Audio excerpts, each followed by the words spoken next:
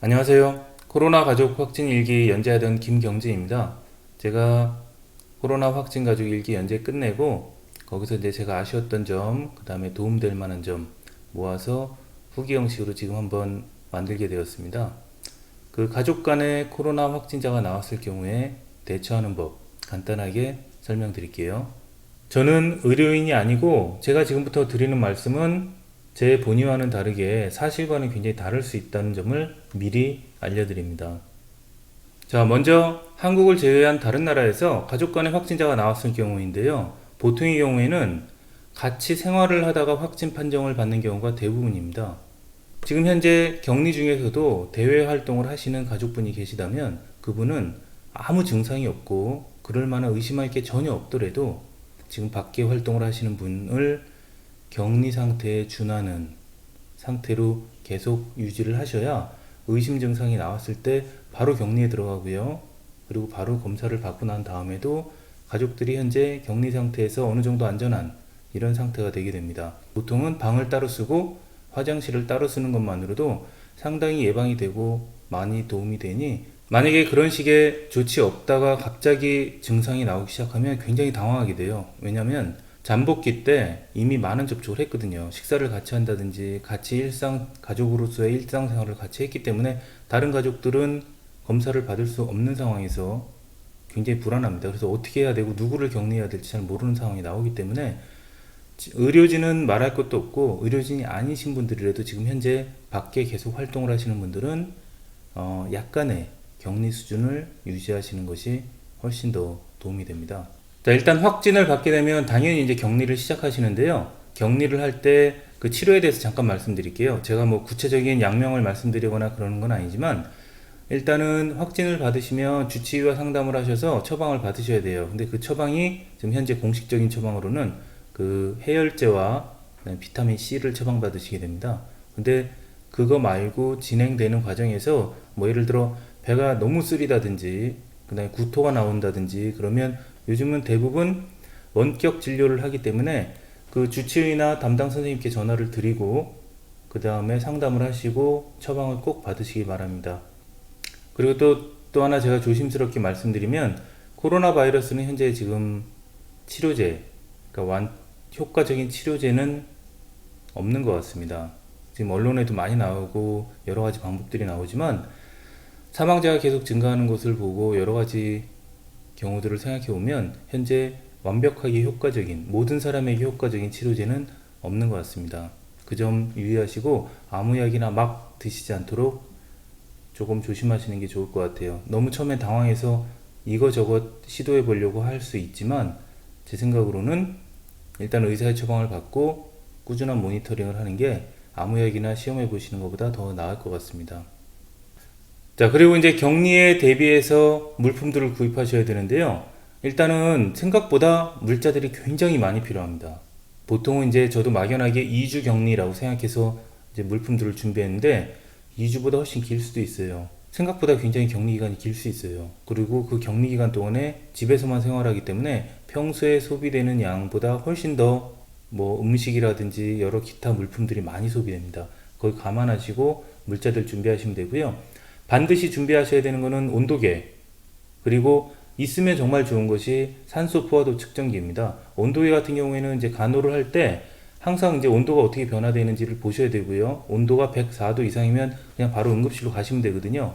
그러니까 그 온도계가 반드시 있으셔야 돼요. 정밀한 온도계일수록 좋고, 그리고 또 온도계가 많이 가능하다면 2개 이상 있으시는 게 좋습니다. 하나는 격리자를 위해 사용하고요. 다른 하나는 나머지 가족들이 혹시 증상이 나오나 안 나오나를 결정적으로 볼 수 있는 그게 온도계입니다. 보통 이제 가족 간에 확진자가 생기게 되면 되게 당황한 마음도 있고 그래서 자꾸 내가 걸린 것 같은 느낌이 들어요. 목도 깔깔하고 뭐 미열도 조금 나는 것 같고 기침도 좀 나오는 것 같고 계속 이런 증상들이 나도 모르게 막 나와요.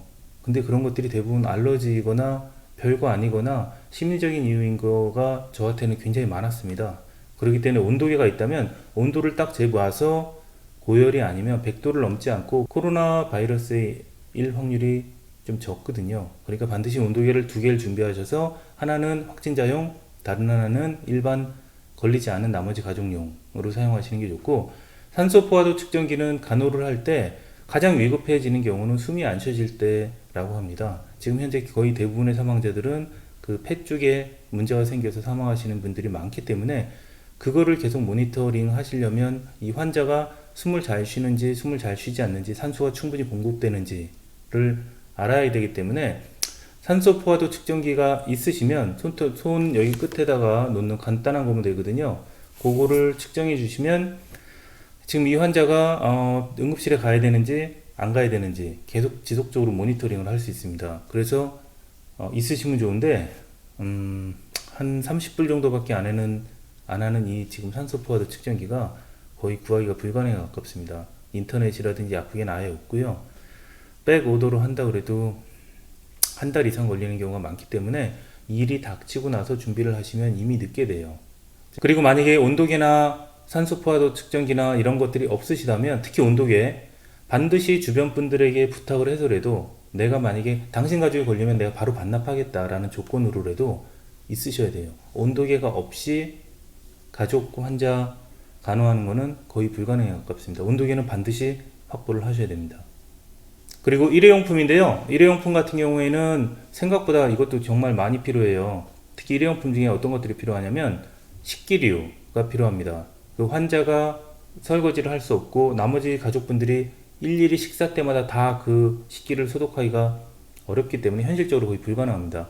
그렇기 때문에 일회용 젓가락, 숟가락, 그 다음에 접시, 그 다음에 약간 오목한 그릇, 이런 식의 일회용 식기들이 반드시 필요하고 이 소비량이 생각보다 굉장히 많습니다. 일회용 장갑 많이 필요해요. 특히 초반에 굉장히 감염 우려가 굉장히 높을 그때 뭐 방문을 연다든지 간호를 한다든지 여러 가지 이유들 때문에 이제 환자에게 접근해야 되는 일이 많은데, 그렇게 되면 그 장갑이 반드시 필요합니다. 100장짜리 사봐야 금방 다 써요. 그러니까 최대한 준비를 많이 하실 수 있으면 최대한 많이 하시는 게 좋습니다. 생각보다 물자 소비량이 굉장히 많습니다. 그리고 마스크도 뭐 소비량이 많지만 마스크는 지금 현재 거의 한두 끝도 없이 살 수가 없거든요. 그렇기 때문에 하나 사서 쓰시고 햇볕에다가 소독하고 다시 쓰시고 이렇게 해야 돼요. 그래서 그것도 뭐 가능한 많으면 좋고요. 크로락스 와이프라고 하는 그 세척제, 소독하는 그 페이퍼 비슷한 거, 그 물티슈 같이 생긴 거, 그것도 생각보다 굉장히 많이 들고요. 네, 크로락스 같은 걸로 해서 닦을 때 크로락스 생각보다 많이 들어요. 이런 거 물자들 준비 충분히 하셔야 되고요. 자, 여러 가지 필요한 물품들이 생각보다 소비량이 굉장히 많다는 거 감안하시고 2주가 아니라 4주 정도라고 생각하시고 하시는 게 좋아요. 그래도 냉장고에 한계가 있고 그 다음에 저장 공간에 한계가 있기 때문에 좀 힘들 수도 있는데, 이럴 경우에는 꼭 아시는 분께 부탁을 한번 하시는 것도 좋고, 품앗이 개념으로 서로 이렇게 연락을 해 놓으시고 만약에 우리 중에 누구 한 명이 비상 상황이 생기면 서로 돕자라고 미리 조금 언지를 서로 가지시는 게 서로 안전하고 서로 마음이 놓이는 그런 방법이 될 것 같습니다. 혼자서 4주 이상 물건 다 비축해 놓기는 사실은 조금 힘듭니다. 자, 그리고 격리를 시작하시게 되면 그 격리자를 어디다 격리를 할 것인가를 생각을 하셔야 되는데, 이때 제일 중요한 게 그 격리자의 동선을 생각하셔야 돼요. 동선을 생각하실 때 고려해야 될 것이 두 가지인데, 지금 이 집이 병원이 아니기 때문에 간호와 격리 두 가지를 동시에 생각해야 되는 어려움이 생기게 됩니다. 이 환자를 너무 격리 상태에만 몰아넣으면, 예를 들어 지하실, 뭐 미국 지하실은 핀시드 된 거라 되게 좋긴 하지만 그 지하실 또는 2층에 격리를 한다고 생각하시는 분들이 많지만, 문제는 그렇게 되면 간호하기가 되게 힘들어요. 특히 밤에라든지 아니면 초기에 증상이 막 시작될 때 수시로 가서 봐야 돼요. 왜냐하면 상태가 위급해지면 바로 지금 응급실로 가야 되거든요. 근데 너무 격리 중심으로 격리를 하게 되면 간호가 굉장히 힘들어지고 간호가 효과적이지 않게 됩니다. 그렇다고 또 간호가 너무 용이한 곳에 격리를 하게 되면 나머지 가족들이 같이 감염될 확률이 있습니다. 솔직히 어려워요. 가족, 이게 지금 현재 병원이나 이런 시설이 아니기 때문에 이거를 밸런스를 유지한다든지 너무 두 개 다 만족이 되는 장소를 찾기는 굉장히 어렵습니다. 그렇지만 각 가정에서 두 개가 다 필요하다는 것을 생각을 하시고 동선을 잘 생각하셔서 그 환자가 격리될 방, 환자가 격리될 장소를 정하시는 게 좋습니다. 특히 환자가 일주일 이상 이제 병세가 지속되게 되면 약간의 우울증, 그리고 뭐 무기력함, 박탈감 여러 가지 증세들을 느낄 수 있어요. 그렇기 때문에 그것까지도 약간 고려하셔서 햇빛이 좀 잘 들고 야외 혹시 테라스라도 나가서 잠깐 접근할 수 있는 이런 식의 격리된 장소가 제 개인적으로는 훨씬 더 좋은 것 같습니다. 격리 장소를 선택하실 때는 반드시 간호가 용이하고 격리도 괜찮은 이 둘 간의 밸런스를 맞추셔야 되는데 솔직히 어렵습니다. 그리고 확진자를 간호하는 방법입니다. 코로나 바이러스는 사실 간호를 할 게 사실 별로 없어요. 왜냐하면 확진자와 접촉을 하는 것이 안 좋기 때문에 접촉을 하지 않고 간호를 해야 되는데 간호라기보다는 사실은 모니터링에 가깝습니다. 환자가 열이 많이 오를 때는 이제 해열제를 제때제때 먹나 그 약 같은 거 이제 챙겨 주셔야 되고, 그 다음에는 그 병증이 발현되고 일주일 이내에서 증상이 심해질지 증상이 약해질지가 결정되는 것 같아요. 뭐 제가 의사가 아니고 사례 연구를 한 적이 없어서 잘 모르지만 대부분 증상이 심해지는 경우에는 확진받고 일주일 이내에 결정이 돼요. 병원에 갈 건지 아니면 이대로 날 건지. 그렇기 때문에 증상이 나오고 일주일이 가장 중요합니다. 그때는 환자를 좀 잘 봐야 돼요. 그때는 조금 이제 안 좋아지는 케이스를 보면 급격하게 환자의 상태가 안 좋아집니다. 그러니까 온도를 재고 숨을 잘 쉬는지 계속 확인하는 이거 정도밖에 없어요. 뭐 거기 가서 물수건을 해준다든지 우리가 생각하는 전통적인 간호 방법이랑은 좀 약간 다르게 됩니다. 그렇기 때문에 그 밥을 제때 챙겨주고 그 다음에 환자 상태를 계속 모니터링하는 거, 그 두 가지가 가장 그 간호의 핵심입니다. 자, 그리고 자가격리 시 환자에게 줄 음식인데요. 처음에 이제 증상이 나오고 며칠 동안은 증상이 이렇게 심하진 않아요. 그렇지만 내가 이제 대부분의 경우에 확진 판결을 받기 시작되는 그때는 이미 증상이 이제 심해질 확률이 훨씬 높습니다. 그럴 경우에는 환자가 딱딱한 걸 잘 못 먹어요. 그러니까 혹시 식사를 주시더라도 잡곡밥 같은 거 주시던 분들도 잡곡밥 하지 마시고 흰밥 위주로 소화가 잘 될 수 있는 거를 하시는 게 좋습니다. 저희도 처음에 그걸 생각을 잘 못해가지고 환자가 먹고 싶다는 거 좀 많이 줘서 좀 매운 거, 자극적인 음식 좀 많이 줬는데 가급적이면 맵거나 자극적인 음식은 환자에게 피하는 것이 좋습니다. 왜냐하면 그 환자가 지금 먹는 해열제라든지 비타민C 같은 게 그 위에 굉장히 부담이 될 수 있기 때문에 나중에 이제 일주일 이상 지속되면 소화불량이라든지 그러니까 위염과 비슷한 그런 증상들이 막 발생이 돼서 배가 굉장히 아프다고 그래요. 그렇기 때문에 음식을 주실 때 반드시 부드러운 음식들, 좀 맛이 없더라도 부드러운 음식들 중심으로 주시는 게 좋고, 제 개인적인 경험으로 보면 오뚜기 스프 같은 거를 좀 많이 준비해 놓으셔서 스프만 그냥 바로 타면 그게 사실은 약간 라면 스프 같은 그런 느낌이기 때문에 그거 말고 스프에다 우유와 이런 것들을 좀 타게 되면 조금 더 부드러워지면서 맛이 순해져요. 그것과 부드러운 빵들, 그런 식으로 주시는 것이 좋을 것 같습니다. 환자가 이제 매콤한 거를 많이 찾을 거예요. 왜냐면 이제 소객들이 느글느글하다 그러고 좀 이제 그런 얘기를 많이 하거든요. 그래서 그럴지라도 가급적이면 좀 부드러운 걸 주시고, 환자에게 절대 피해야 되는 음식이 있는데, 그래서 그 보통 격리 기간을 준비하실 때 대표적으로 준비하는 음식이 라면과 컵라면인데, 컵라면은 격리 중인 환자에게 절대 주지 마세요. 저희도 컵라면을 줬다가 조금 안 좋아지는 경험이 있습니다. 컵라면은 절대 주지 마시고, 과일 같은 거 식후에 꼭 하나씩 드시거든요. 뭐 오렌지라든지 장기 보관이 좀 가능한 그런 과일들 좀 많이 준비해 놓으셔서 그 환자에게 계속 뭔가를 하나씩 주세요. 집에서만 격리되어 있다 보면 자꾸 이제 먹을 걸 생각하게 되기 때문에 그런 음식들을 좀 많이 준비해 놓으시는 게 좋습니다. 뭐 사골국 같은 거 저희는 미처 준비를 못 했는데 사골국 같은 것도 좋을 것 같아요. 자, 그리고 가족 간에 확진자가 나왔을 경우 증상이 얼마나 지속될지 이런 것들이 이제 뭐 인터넷에서는 봤지만 막상 딱 내가 당할 거라고 생각을 못 했기 때문에 대충 보는 경우가 많아요. 제가 간단하게 설명을 해드리면 뭐 보통 이런 것 같아요. 한 6가지 정도로 나눌 수 있는데요. 첫 번째는 그냥 아무 증상 없이 걸렸는지도 모르게 그냥 넘어가시거나 아주 약한 증상만 있으신 분.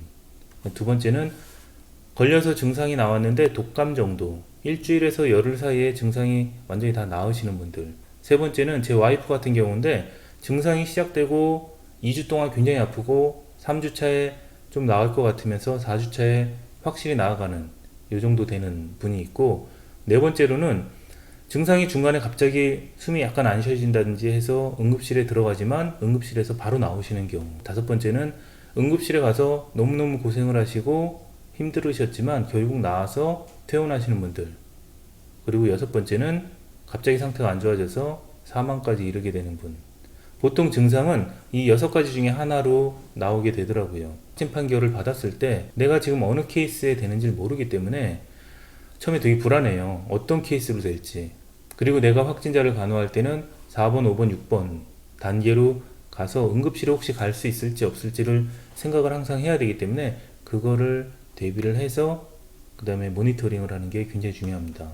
코로나 바이러스에 걸린 분들이 증상이 이렇게 굉장히 다양하게 나오기 때문에 증상이 다양할 뿐만 아니라 병이 진행되는 기간마저도 굉장히 다양하게 나오기 때문에 현재 지금 특효약이라고 알려지는 언론에 지금 나오는 것들이 사실은 그 약을 먹어서 나았는지 안 먹어서 나았는지 먹어서 위중해지지 않았는지 아닌지 알 수가 없어요.